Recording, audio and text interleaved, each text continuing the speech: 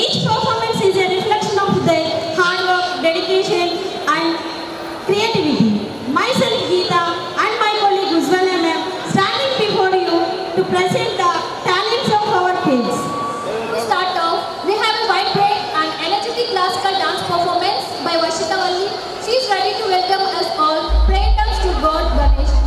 To begin the evening, let's welcome Varshita Valli for her solo classical performance.